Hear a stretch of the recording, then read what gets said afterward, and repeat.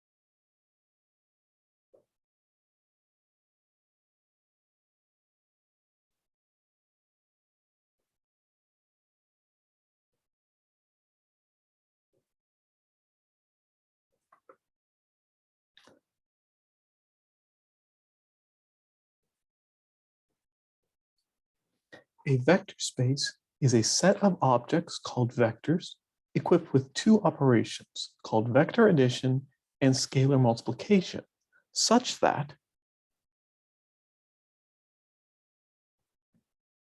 I forgot something in here. In order to talk about a vector space, we're going to need a name for it. So a vector space V is a set of operations, etc.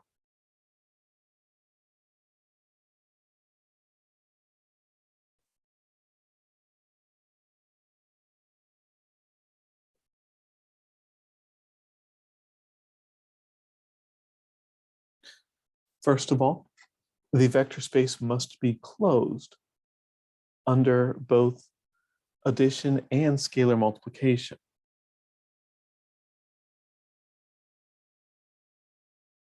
So for any two vectors, u and v in the vector space, and for any scalar k, before I move onward, a scalar can come from anywhere you want it to. But depending on where you decide to pull your scalars is actually going to change the properties of the vector space. In order to make our lives a little bit easier, we're going to look specifically at real vector spaces, and a real vector space is a vector space where the scalars are always real numbers. That is literally everything it means to be a real vector space. The scalars are real numbers. We're going to look only at real vector spaces in this course. And honestly, most courses in linear algebra restrict to the real vector spaces. So for any two vectors, u and v, and for any scalar k,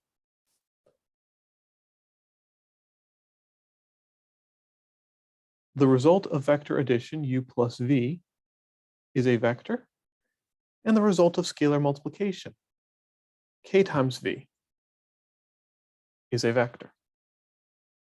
That's the closure property.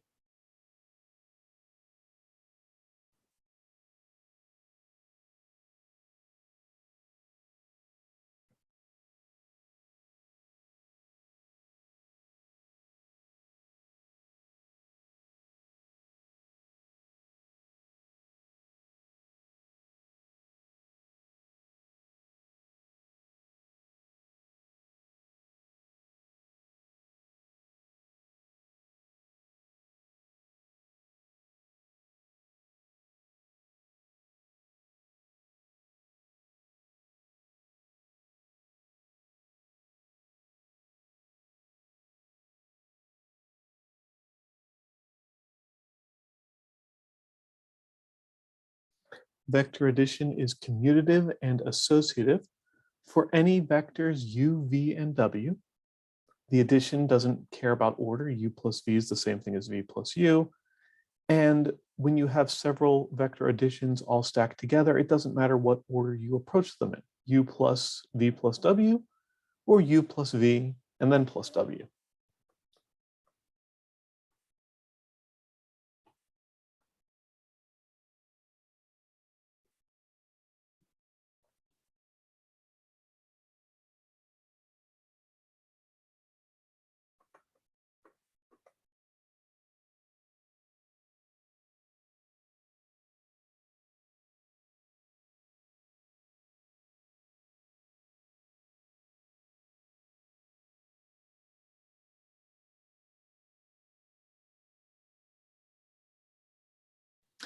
There is a zero vector, which we'll denote as 0 with the arrow on it, so that if you add 0 plus any vector, you get that vector back.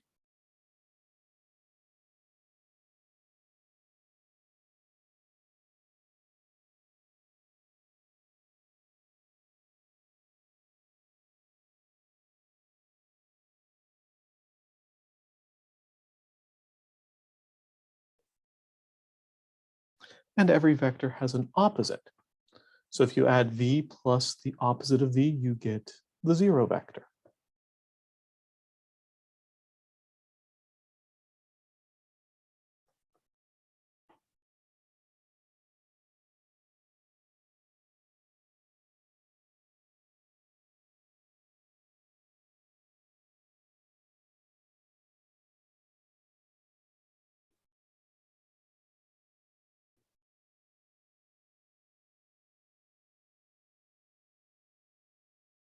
Scalar multiplication is going to distribute over both vector addition. So k times u plus v is ku plus kv.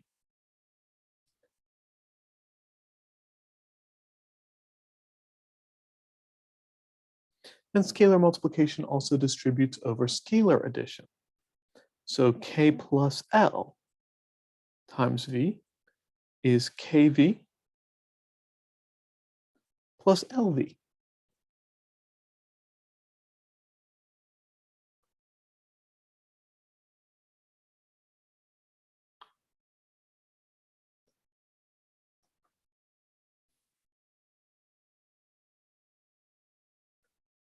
Scalar multiplication and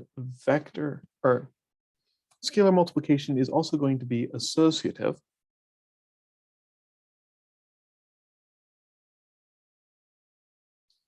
Here we have to be a little bit careful. We can clearly say scalar addition to talk about adding two scalars together. Scalar multiplication means multiplying a scalar times a vector. That doesn't leave us with a good terminology for multiplying two scalars together.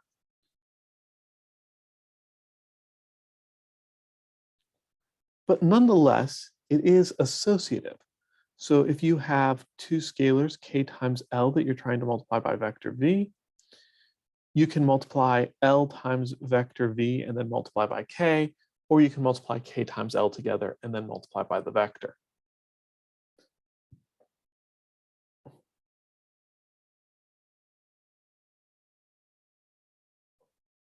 Finally, the scalar multiplicative identity 1, the 1 from the real numbers, has its same behavior. And as I said, you should find this very familiar. I'm not going to go through and prove it, but if you flip back in your notes not that far, when we were talking about the Euclidean vector spaces, you will see that we proved all of these properties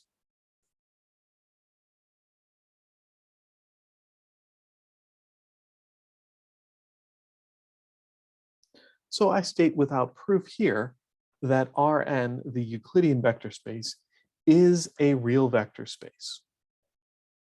And again, going back to what I was talking about at the beginning of this video, the fact that a vector space that we already work on is still the kind of thing we are talking about, kind of makes it feel, what's the point? Well, the point is that there are a lot of things that we proved about the Euclidean vector space just using these properties.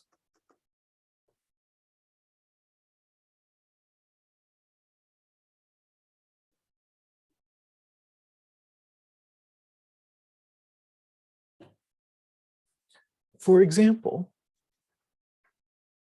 we talked about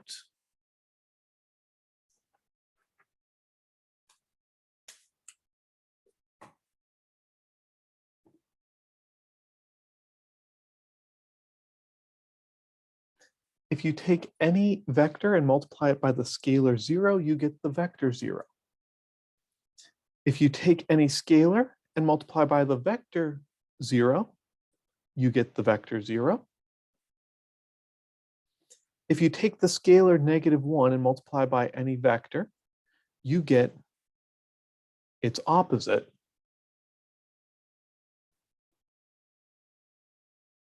And we have a zero product rule. If k times a vector is the 0 vector, then either k is the 0 scalar, or v is the 0 vector, or possibly both. We looked at these properties for the Euclidean vector space, but in the proof of that, we only used the axioms of the vector space, the things that we just went through. So if we can find any other set that satisfies those axioms, I listed out 6. If you look in the book, they list out 10, but it's really the same things. I just numbered a little bit differently. If you can find any set that satisfies those axioms, then that thing is a vector space, and we get these extra properties at no additional cost. And of course, any of the other properties we looked at as well.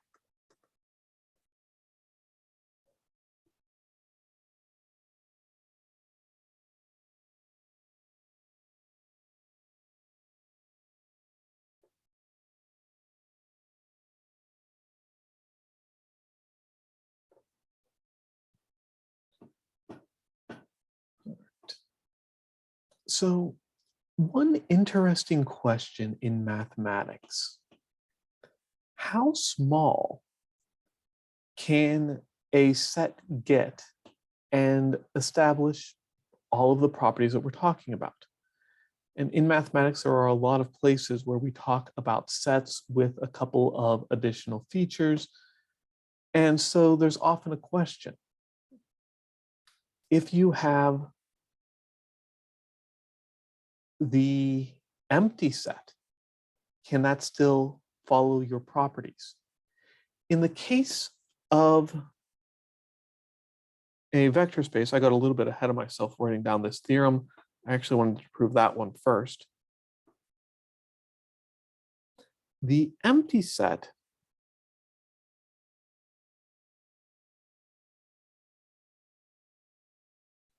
is not a vector space. And the reason for that is pretty simple. If we scroll back up and take a look at the properties of a vector space,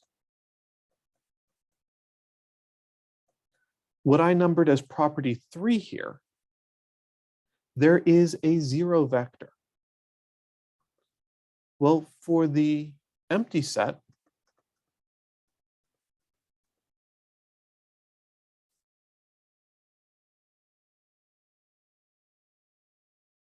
pretty clearly, 0 is not in the empty set.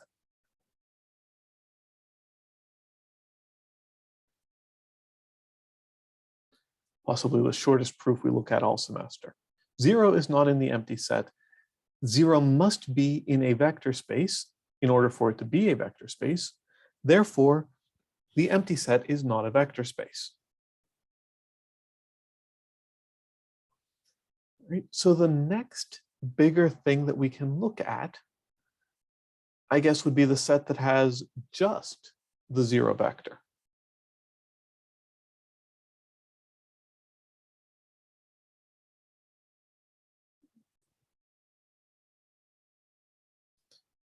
Well, in order to have a vector space, you need more than just the set. You also need the operations.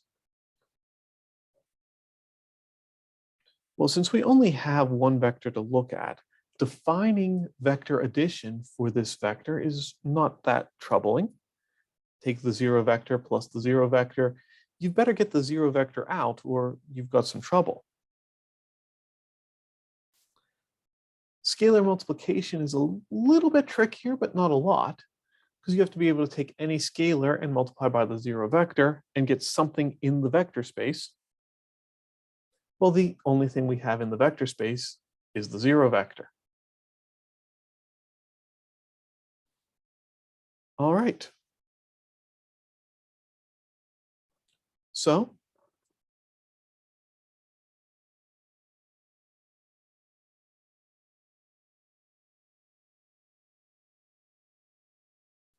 I think it's pretty clear that the 0 space is closed by definition of these operations. Closure is almost never a difficult property to prove, but it is an important one. Most of the time, when you have something that turns out to not be a vector space, closure is the thing that is causing the problem.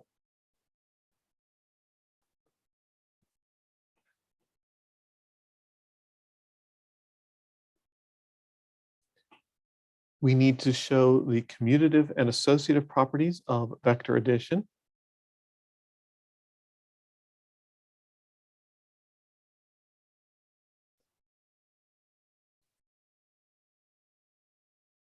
All right, let's be a little bit more clear on that.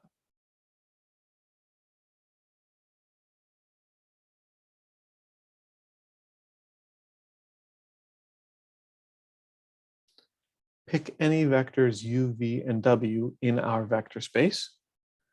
Then u plus v, because there's only one option, u plus v is definitely 0 plus 0.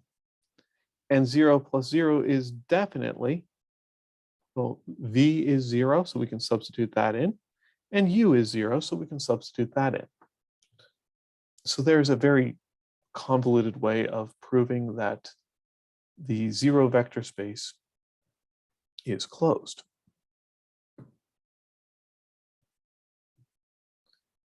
And the associative property, u plus v plus w, is definitely 0 plus 0 plus 0.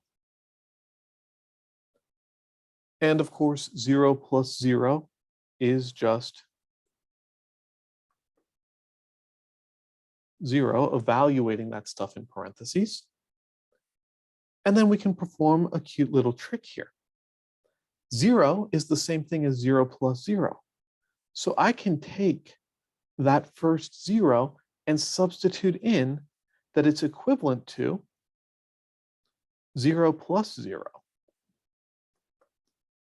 And of course, I can say that 0 is equivalent to u.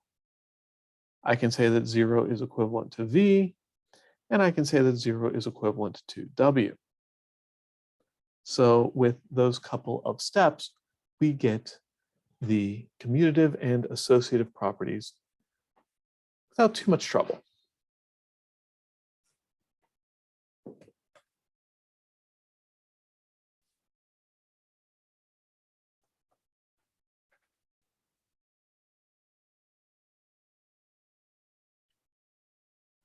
Next up is the 0 property, 0 plus u. Well, we know that u is the 0 vector. And 0 plus 0 is 0.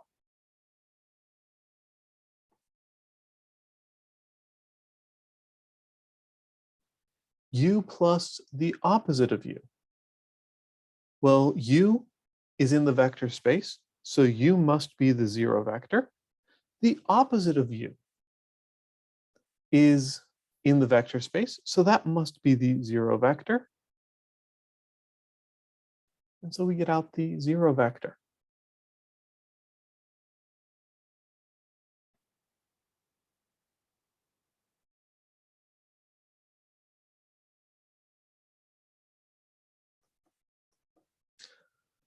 The associative properties for multiplication.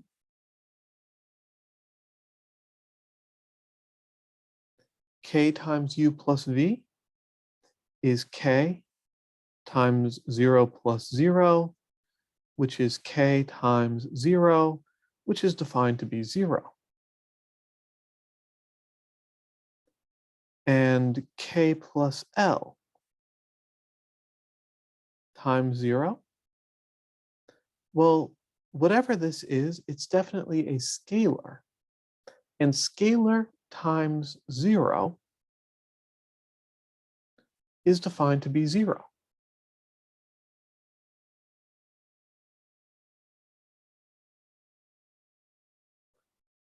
Right? Looking at those from the other side. K times u plus k times v is k times 0 plus k times 0, because we know that u and v have to be 0 if they're in the set containing only 0. And k times u is 0, k times v is 0, 0 plus 0 is 0. So we get 0 this way, we get 0 that way, we're good to go. Likewise for the other one here, if I take k times 0 plus L times 0, I will get 0 plus 0, which is 0. And once again, I got 0 either way. So these distributive properties hold.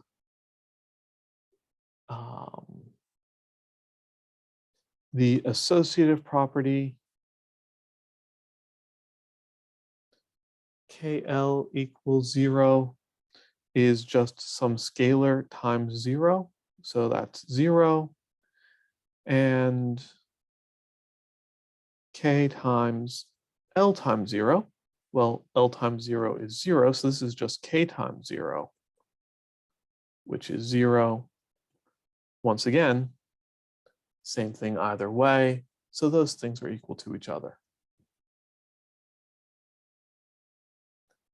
And then one last property, the 1 property, 1 times u is 1 times 0, which is 0, and that's exactly what u was.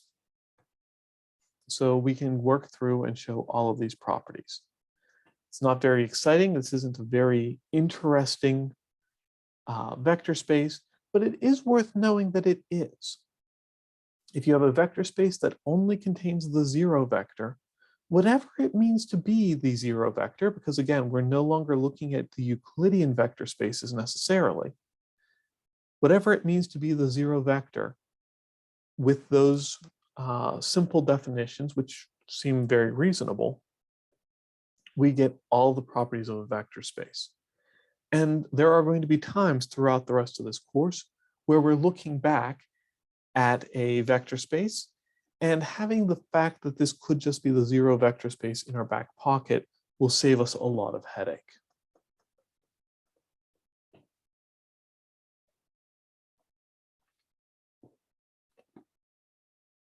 Let's take a look at a completely different vector space. This is my personal favorite. P sub n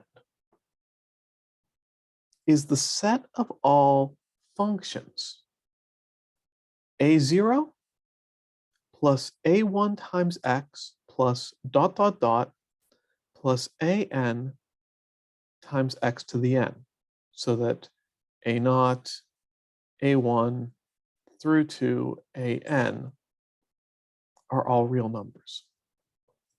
Pn is the set of all polynomials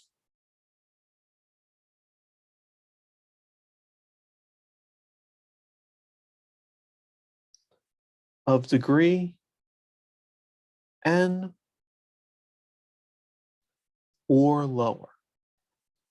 when you've dealt with polynomials in algebra classes, sticking specifically to a degree was important. And very often you would say things like this an had to be non-zero so that you definitely had that last exponent. We are intentionally not doing that. Right?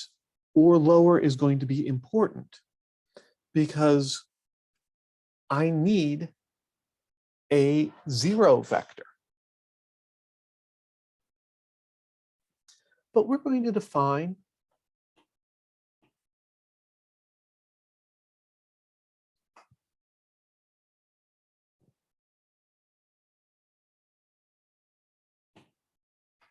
our vector addition and our scalar multiplication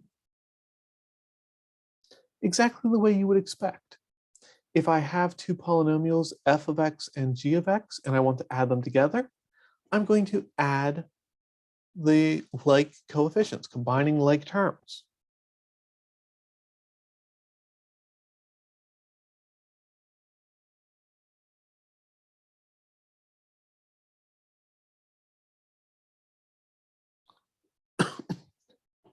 And if I want to multiply a polynomial by a scalar, I'm going to use the distributive property for real numbers.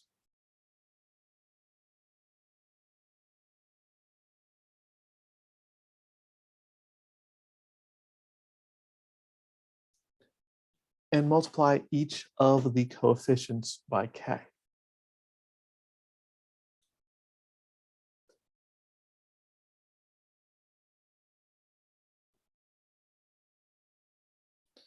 All right. So to prove that Pn is a vector space,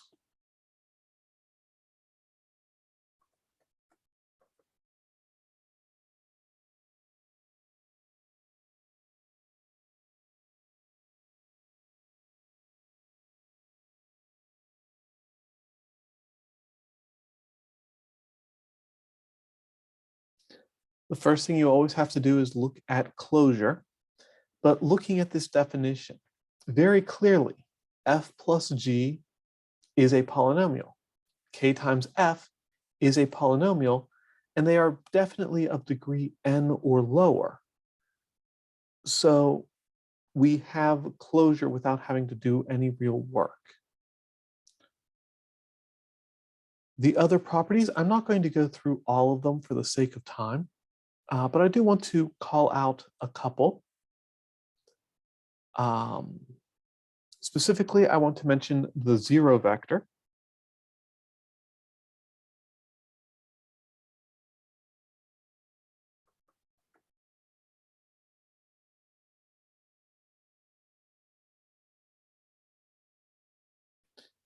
Right? The zero vector is in fact the real number 0, so I'm not going to put an arrowhead on it. But the coefficients on all the terms in the polynomial are 0. And I think you can see pretty clearly that if I take 0 plus f of x, I literally have 0 plus a0 plus a1x plus all the way through to an x to the n. And adding 0 to something doesn't change it, so we can just drop that 0. 0 plus a0 is a0.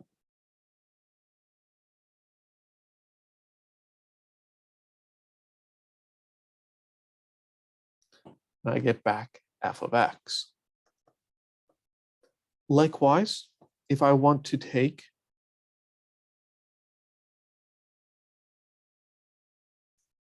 f of x plus the opposite of f of x, I can get that by taking the opposite of all of the coefficients. So I have a0 plus a1x plus all the way through to an x to the n, and then I have the opposite of a0 and the opposite of a1 times x and the opposite of an times x to the n. First of all, clearly that is a polynomial of degree n. Second of all, clearly, if we combine some like terms,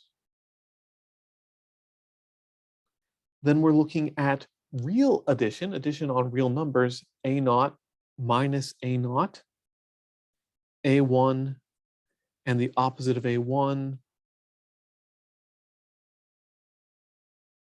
an, and the opposite of an.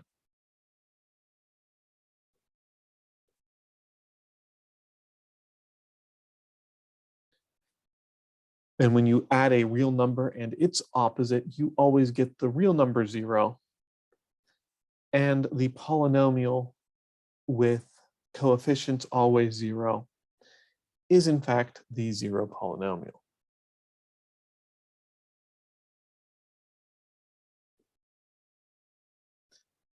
I encourage you to take some time to show the other properties on your own.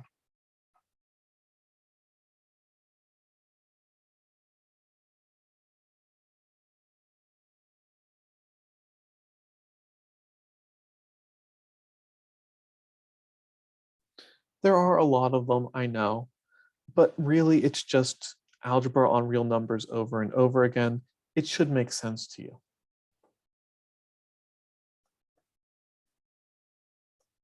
And instead, I want to take a look at one more vector space.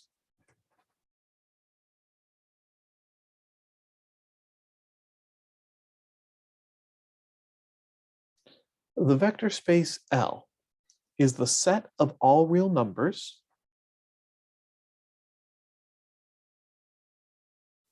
with vector addition u plus v defined as the real number u times the real number v. Right? Vector addition is defined as multiplying real numbers. And scalar multiplication is defined as taking the real number v and raising it to the power of k. Sometimes we call this the logarithmic vector space. This is really challenging to work with, not because the operations are difficult, they really aren't, not because the concepts are difficult, they really aren't, but because you have to pay such close attention to whether you are talking about vectors or you are talking about real numbers. So you have to be very careful here. I'm using, right, u with the arrowhead above it to mean the vector in L called u. And I'm using the not, or the u without the decoration to mean the real number. So when you see no arrowhead decorations, think operations on real numbers. When you do see an arrowhead decoration, you have to think vector operations. It's a giant headache, but it's kind of fun to play around with.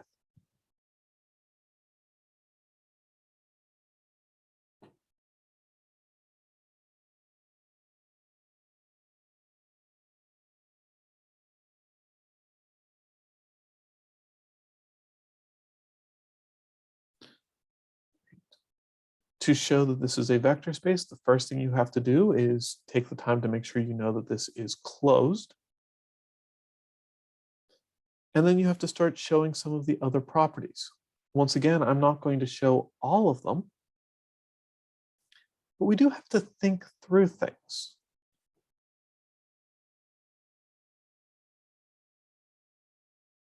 The zero vector is very often a source of concern.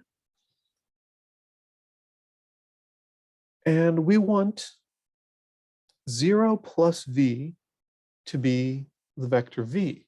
But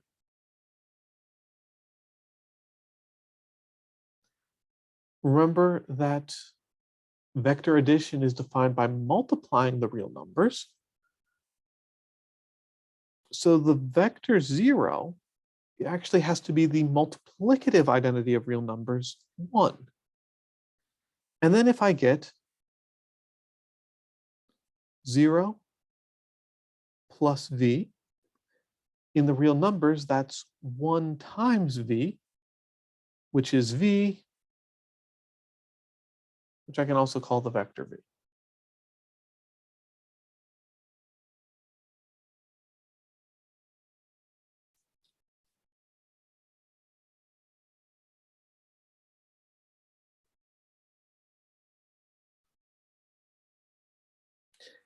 And then we need the additive inverse.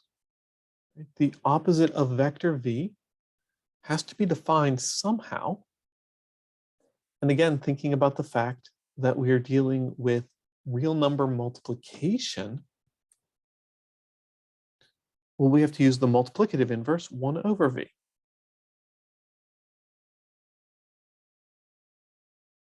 So if you take vector v plus the opposite of vector v, well, that's the real number v times the real number 1 over v, which is 1. And 1, of course, is the vector 0. If you're feeling a little bit cross-eyed now, you're not alone. This is a very difficult vector space to work with.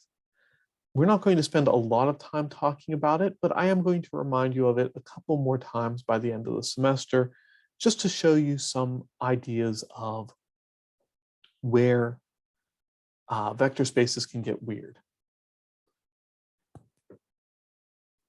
I want to point out a couple of other vector spaces that the book talks about extensively that I'm not going to spend too much time talking about. The set of matrices of a certain dimension are a vector space. So the set of all 2x3 matrices under adding matrices and scalar addition that we talked about at the beginning of the semester, that forms a vector space. The set of polynomials kind of gives you a hint towards it, but actually the set of all functions is a vector space. The set of all real valued functions of one real variable is a vector space. The set of polynomials of any degree kind of makes sense. It's hard to work with because you have to take limits and deal with all the calculus stuff, and that's beyond the scope of this course.